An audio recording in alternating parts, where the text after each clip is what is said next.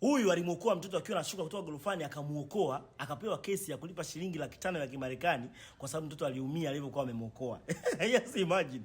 Okay, huyu mwingine katika harakati za kupanda treni, huyu mwanamke alikuwa yuko busy na simu, treni inapita bado kidogo wagongwe, akamsaidia naye akapewa kesi ya kumshika mtu bila ridhaa yake. Hii ndio Marekani.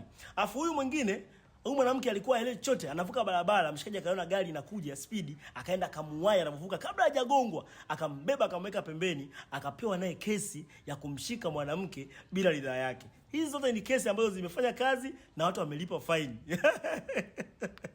Usicheke atushe dhambi. Hii ni dhambi ya kijinga sana. Just imagine mtu anakuokoa Marekani, lakini still baada ya kuokolewa unampa kesi kwamba amekushika bila ridhaa yako au alitumwa na nani akushike.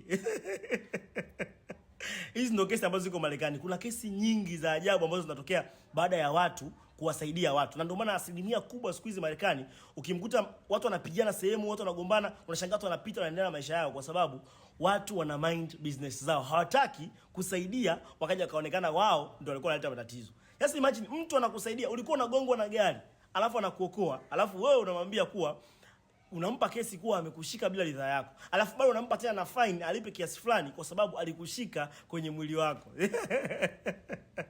Hili sio tatizo la wanawake. Mimi sio nawatetea kabisa wanawake, lakini hili ni tatizo la Marekani. Hawa watu wanaosema sisi hatuna akili, sisi ni manyani, sisi ni bababuni. Kweli kesi kama hizi si wali kabisa. Haisema Marekani hapana.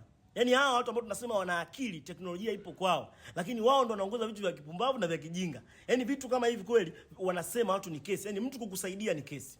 Kwa hiyo kuokoana siku hizi ni kesi. Kumsaidia tu mtu kumuokoa sehemu fulani asipate ajali, asipate nini, asipate matatizo ni kesi. Na wanyoshia mikono wa Marekani. Na wanyoshia mikono wa Marekani. Yasema wa Marekani, I'm fine ndugu zangu. By the way guys, kama unapenda content zangu, unapenda video zangu za kutafsiri kitu fulani, kuelezea kitu fulani cha ukweli in funny mode au in funny way, usicheke kabisa dhambi, make sure unanifollow. Hakikisha unanifollow. Follow account zangu zote. Video yangu unapoiona sehemu yote, hakikisha unanifollow. Sawa?